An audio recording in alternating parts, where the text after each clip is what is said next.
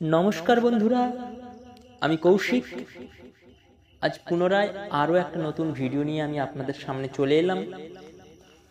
আজকে আমাদের আলোচ্য বিষয় চিতা সাধনা বা মহাচিতা সাধনা।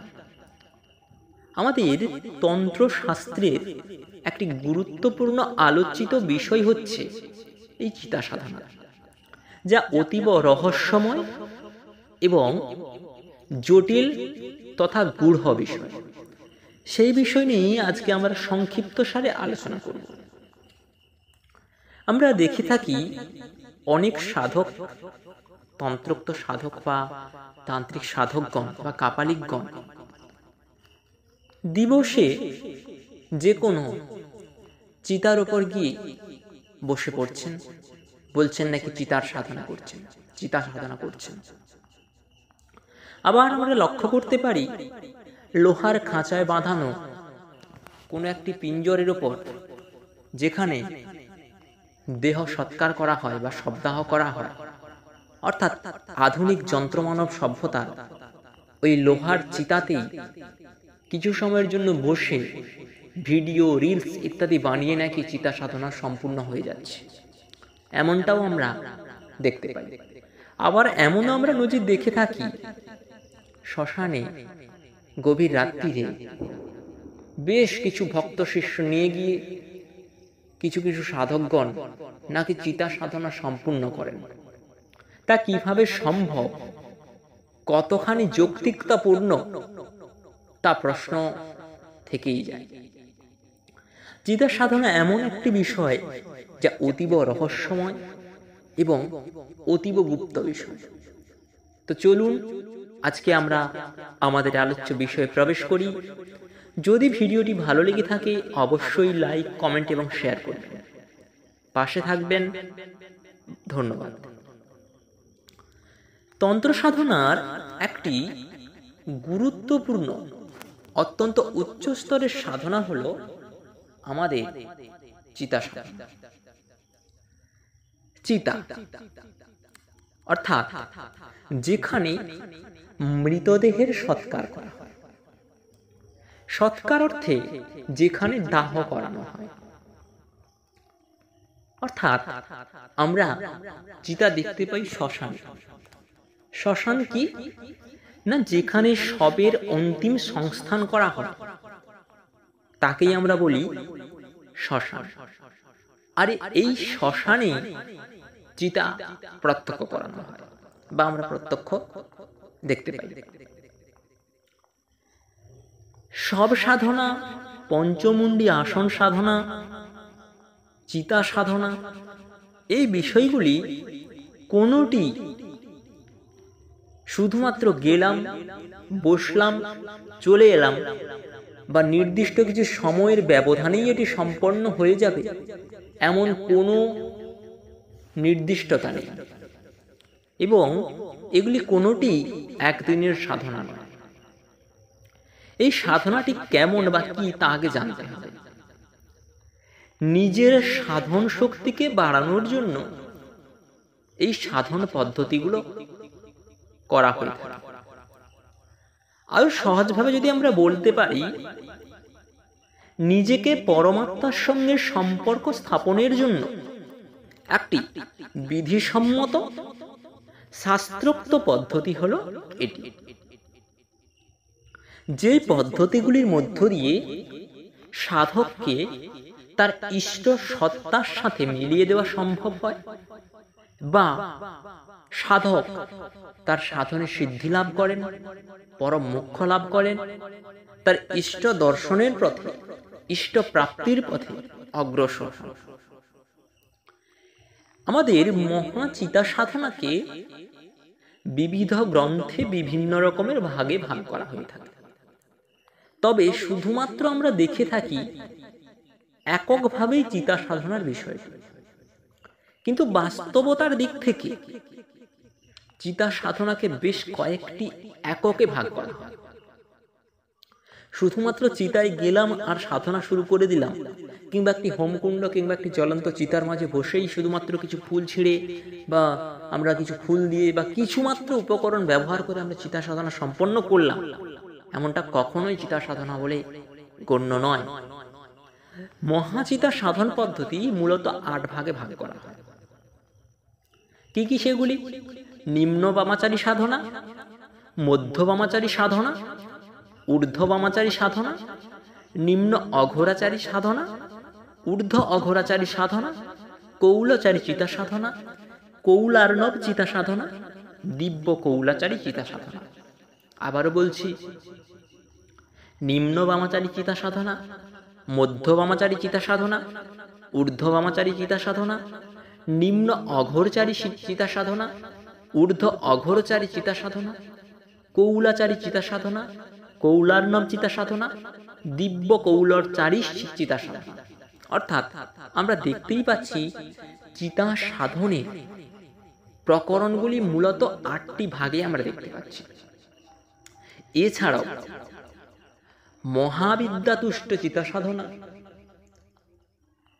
প্রেতসিদ্ধ চিতা সাধনা এবং অগ্নিসিদ্ধ চিতা সাধনা, বেতাল সিদ্ধ চিতা সাধনা, এ সকল প্রকরণেরও উল্লেখ পাওয়া যায়। সমস্ত শ্মশান চিতায় কিন্তু চিতা সাধন করা সম্ভব নয় বা করা হয় না। বর্তমান সময়ে আমরা দেখতেই পাচ্ছি সংস্কারমূলক জীবনযাপনে অধিকাংশ শ্মশানেই সংস্কারিত হচ্ছে এবং সেখানে ইট কাঠ পাথরের বেড়াজালে ঘেরা হয়ে যাচ্ছে। চিতা সেই প্রাচীনত্বের ধারণা পরিবর্তিত হয়ে একটি নির্দিষ্ট বৈদ্যুতিক মাধ্যমের মধ্য দিয়ে দাহিত হয় বা যে কোনো একটি নির্দিষ্ট ক্ষেত্রে লৌহ ক্ষেত্রযুক্ত কোনো বিশেষ ব্যবস্থা গ্রহণ করা হয়ে থাকে, যেখানে সপ্তাহের সৎকার করা হয়। কিন্তু এগুলি কোনোটি চিত্ত সাধনার জন্য উপযুক্ত নয়। প্রকৃত ভূমি সংলগ্ন ক্ষেত্রই চিতা সাধনার জন্য প্রশস্ত ক্ষেত্র। কারণ আমাদের নিয়ম অনুযায়ী সর্বদা দেহ পঞ্চভূতে লীন হয় এবং সেটা প্রকৃতির সত্তায় বিলীন হয়। তাই শুধুমাত্র শ্মশান চিতার উপরে গিয়ে লোহার খাঁচা বা লোহার ওই নির্দিষ্ট চিতা সংলগ্ন সাজের উপর বসে ভিডিও বা রিলস করে নিলেই কখনো চিতা সাধনা সম্পূর্ণ হয় না। বিশেষত শ্মশান এবং মহাশ্মশান এই দুই ক্ষেত্রে চিতা সাধনা সম্ভবপর হয়। শ্মশান বলতে আপাদমস্তক যেখানে কিছু সময় অন্তর শ্মশানে দাহ করানো হয়, এবং মহাশ্মশান হচ্ছে যেখানে অবারিতভাবে চিতার কার্য বা দাহ কার্য চলতেই থাকছে। মহাশ্মশানের মহাচিতায় চিতা সাধনা শীঘ্র কার্যসিদ্ধি হয় বলে মনে করা হয়। আবার তন্ত্রশাস্ত্রের সঙ্গে যোগমার্গে যেহেতু আঙ্গাঙ্গিকভাবে মিলেমিশে এক হয়ে রয়েছে, সেই কারণে শাস্ত্রে বচন দেওয়া হয় মহাচিতা সাধন মানে যে শুধু শবদেহ দাহ করা হয়, শ্মশানের গণ্ডিতে আবদ্ধ চিতা তা কিন্তু নয়। মহাচিতাকে শাস্ত্রোক্ত দৃষ্টিভঙ্গিতে 4টি ভাগে ভাগ করা হয়। কি কি? জাগতিক চিতা। জাগতিক চিতাটি কি না আমাদের শ্মশান ভূমি বা বিরান ভূমি বা মল্লভূমিও আমরা বলতে পারি, অর্থাৎ যেখানে মানুষের অন্তিম সংস্কার করা হয়। শারীরিক চিতা কি না চিন্তন স্মরণ মনন, অর্থাৎ যেখানে আমাদের যাবতীয় কামনা বাসনার নিষ্পত্তির মধ্য দিয়ে আমরা একটি নির্দিষ্ট অবস্থানে পৌঁছে যাই, আমাদের চিন্তনটাকে একাত্ম করতে পারি, সেটা হচ্ছে শারীরিক চিতা। যোগিক চিতা কি না যোগাভ্যাসের মধ্য দিয়ে যখন আমাদের দেহকে আমরা শ্মশানে পরিণত করতে পারব, তখনই কিন্তু যোগিক চিতায় আমরা পৌঁছে যাব। সেগুলি কোন কোন পর্যায়ে আছে? সন্ন্যাসী, অবধূত, শ্মশানচারী, চিরবৈরাগ্যময় সত্তা। তন্ত্রোক্ত চিতা কেমন কেমন? তন্ত্রোক্ত চিতার ক্ষেত্রে কালী, করালী, কপালী, নিষাদ, চণ্ড, ডামরী, ভ্রামরী, উগ্রা, কিরাত, পশুনাথ, ডাকিনী, মহাভৈরব, ভৈরবী, কুমারী, এতদ ধারায় তন্ত্রোক্ত চিতা বিভাজিত হয়। আবার অনেকাংশে আমরা দেখতেই পাই বিশেষত শ্মশানগুলি লোকচক্ষুর আড়ালে গঙ্গার তীরবর্তী বা কোনো নদীর তীরবর্তী অঞ্চলে হয়ে থাকে, যেখানে চতুর্দিকে বন জঙ্গলে পরিপূর্ণ স্থানের মধ্যে অবস্থিত কোনো ক্ষেত্র, এবং সেটি সর্বোত্তম হয় যখন কোনো শক্তিপীঠ, শৈবপীঠ অথবা কোনো ডাকিনী পীঠকে সংযোগ স্থলে এটি উপস্থিত হয়। তাকেও আমরা কিন্তু শ্মশান ক্ষেত্র বা মহাশ্মশান ক্ষেত্রের সমতুল্য বলেই মনে করতে পারি। প্রাচীনকালের বা পূর্বের যে শ্মশানগুলো এই ধরনের ভৌগোলিক অবস্থানকেই বিবেচনা করে তৈরি করা হতো, অর্থাৎ বিশেষ কোনো তীর্থক্ষেত্র, বিশেষ কোনো দেবীক্ষেত্র, শাক্তপীঠ, শৈবপীঠ বা গঙ্গা তীরবর্তী ক্ষেত্রকেই কিন্তু বা নদী কূলবর্তী ক্ষেত্রকেই কিন্তু আমাদের শ্মশান বলে গণ্য করা হতো। এই ধরনের শ্মশান ভূমিতে শ্মশান ক্রিয়া বা চিতা সাধন শীঘ্র ফলপ্রদ এবং তৎপর ফলপ্রদ। শ্মশান চিতার সম্মুখে যে সকল কার্যাবলীগুলি করা একান্ত আবশ্যক, প্রথমেই আমাদের শ্মশান জাগরণ করা একান্ত আবশ্যক, এবং সেক্ষেত্রে ইষ্ট স্মরণ, জপ, হোম বা হবন, যজ্ঞ, পূজাপাঠ, বলি উৎসর্গ, স্তব স্তুতি, শিবাভোগ, এই সমস্তটাই চিতা সাধনের এক একটি বিশেষ অংশ। চিতা সাধনার যে বিষয়গুলি মৌলিক এবং আবশ্যক সেগুলি কি কি? প্রথমেই শ্মশান জাগরণ, শ্মশান চিয়ান, নিত্যকর্ম, দেহবন্ধন, স্থান বা ক্ষেত্রবন্ধন, পথবন্ধন, ব্রহ্মদণ্ড, চিমটা, ত্রিশূল, ভৈরবদণ্ড স্থাপন, আদেশ গ্রহণ, শ্মশান চিতার থেকে চিতা ভোগ নির্মাণ করা, অধিষ্ঠাত্রী দেবতা দেবীর ভোগ নির্মাণ করা, ভৈরব বলিপাত্র নিবেদন করা, প্রেতভোগ প্রদান করা, শ্মশান জাগরণ, বলি উৎসর্গ, কালভৈরব, শ্মশান পাহারাদার বা শ্মশান রক্ষক বা শ্মশান ভৈরবের উদ্দেশ্যে পূজা, শ্মশান কালী, মহাকালী, নিশাকালী, কালরাত্রির স্মরণ, পঞ্চমহাপ্রেত জাগরণ, পঞ্চাগ্নি জাগরণ, শ্মশানাগ্নি নামকরণ, শ্মশান অগ্নির তেজের নামকরণ ইত্যাদি আরো একাধিক গূঢ় বিষয়, গুপ্ত বিষয় কিন্তু এই চিতা সাধনায় অন্তর্ভুক্ত হয়। আমাদের এই চিতা সাধনার দ্বারা যে সকল কাজগুলি আমরা সম্পন্ন করতে পারি সেগুলি হলো কাম্যকর্ম, নিত্যকর্ম, পৌষ্টিক, শান্তি, আরোগ্য, আকর্ষণ, সম্মোহন, উচ্চাটন, বশীকরণ, স্তম্ভন, বিদ্বেষণ, মারণ, বিবিধ কার্যাবলী আমরা করতে পারি, এবং দিব্য শক্তির লাভেরও ক্রিয়া এখানে কিন্তু হয়ে থাকে। উৎখাতন, উৎশাসন, বিরোচন, বিমোহিত, দমন, দণ্ড, সন্ধি, বিচ্ছেদ এবং মারণ, ভূত প্রেত, বেতাল, পিশাচ, অপশক্তির বিরুদ্ধাচরণ বা তার থেকে আত্মরক্ষার প্রয়োগ কিন্তু এই চিতা সাধনের মধ্য দিয়ে করা সম্ভব হয়। মহাচিতা সাধন করার ক্ষেত্রে সাধকরা মূলত আমাদের জীবনের জন্ম মৃত্যুর রহস্যের অতীতে পৌঁছে যান। এই জন্ম মৃত্যুর রহস্য যেই চিতায় এসে মানবকুলের সমাপ্তি ঘটে। কি এমন এই চিতায় আছে একটা প্রশ্ন থেকেই যায়, যার জন্য ধনী গরিব সবকিছু নির্বিশেষে শেষ সময় সকলের একখানেই বা এই জায়গাতেই আসতে হয়। এই রহস্য উন্মোচন করার জন্য এবং এছাড়াও এই চিতার মাধ্যমে মানুষের শরীর সম্পূর্ণ পুড়েই প্রকৃতির মধ্যে বিলীন হয়ে যায়।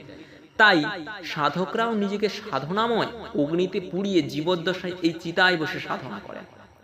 সেই চিতাটাকে মাধ্যম করে প্রকৃতিকে জানার জন্য প্রকৃতির থেকে অভূতপূর্ব ঊর্জা অর্থাৎ শক্তিকে সম্বন্ধ করার জন্য এবং পরমাত্মার সাথে খুব শীঘ্র যোগসূত্র বা যোগাযোগ সূত্র স্থাপন করার জন্য তৎপর।